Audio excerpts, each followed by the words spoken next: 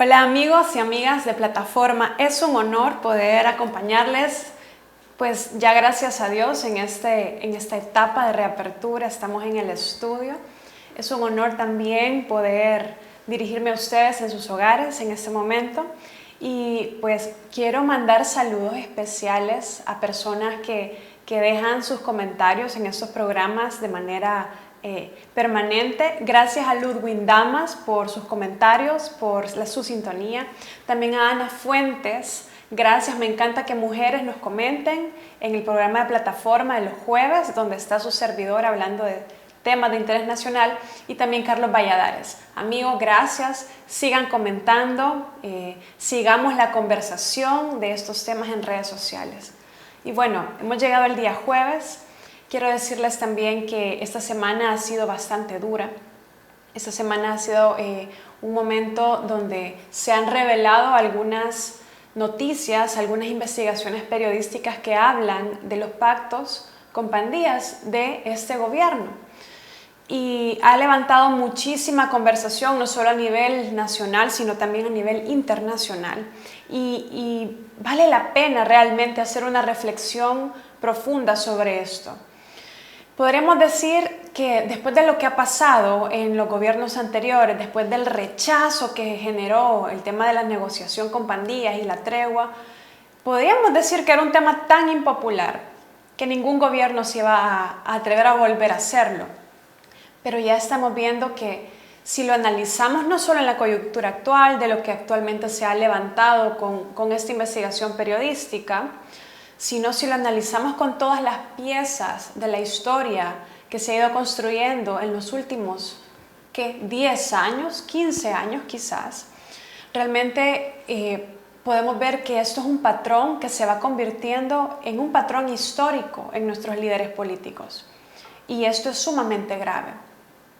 Hemos visto que han sido a lo largo de los años los llamados partidos políticos tradicionales, los que han tocado la puerta de las pandillas, los que han buscado a las pandillas para tener una ventaja electoral, no para permanecer en el poder político necesariamente, sino por una ventaja electoral, dándoles en realidad a estas estructuras, porque gobiernos van y gobiernos vienen, pero parece que estas estructuras cada vez están más enquistadas, les están dando más poder. Y nos están quitando a nosotros como ciudadanos el poder. ¿En qué se traducen esas negociaciones? Por un lado, pues a cambio de votos, negociar con vidas.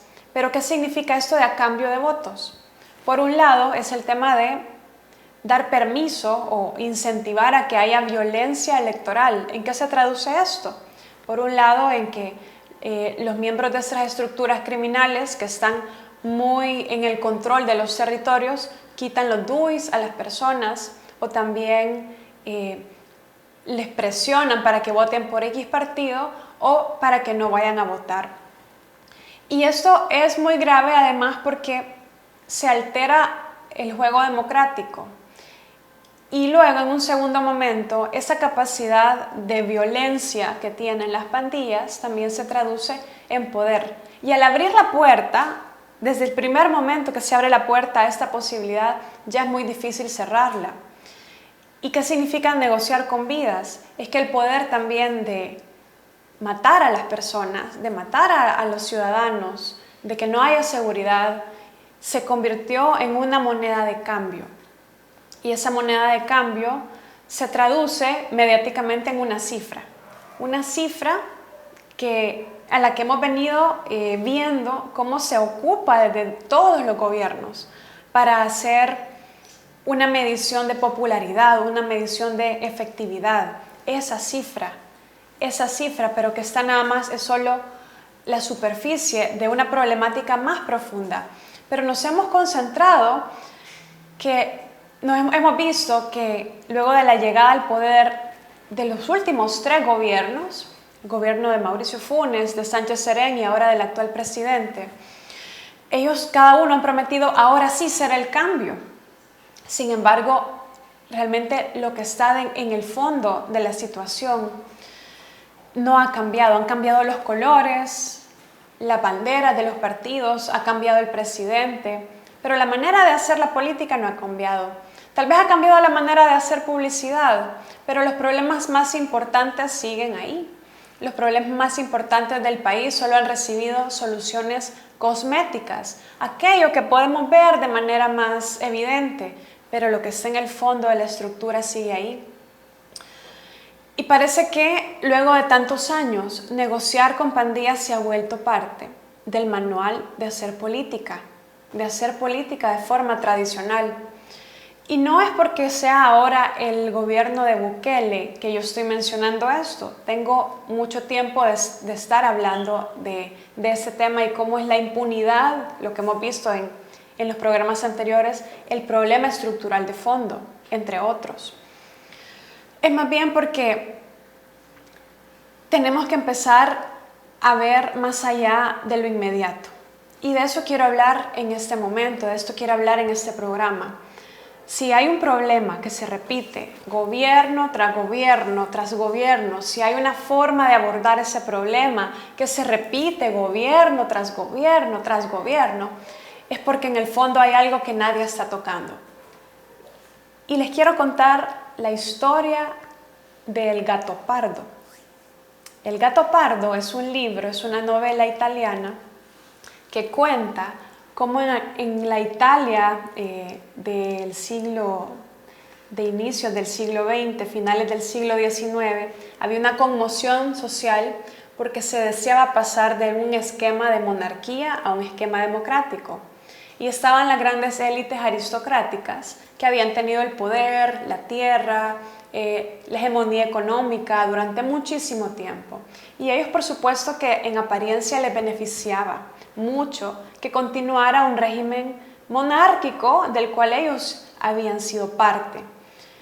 Pero en este libro, que además es una película que se les recomiendo mucho, es una película italiana, dice el patriarca de una de estas familias, ante la inminente conmoción social que se venía y las elecciones con las que se iba a decidir si se pasaba o no a un régimen democrático, si se empezaba o no a vivir en una república y se dejaba de vivir en una monarquía.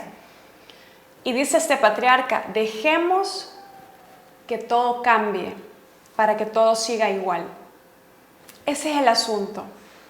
¿Quién está dejando que en apariencia todo cambie, que todo dé vueltas, pero si nos fijamos, la estructura sigue igual?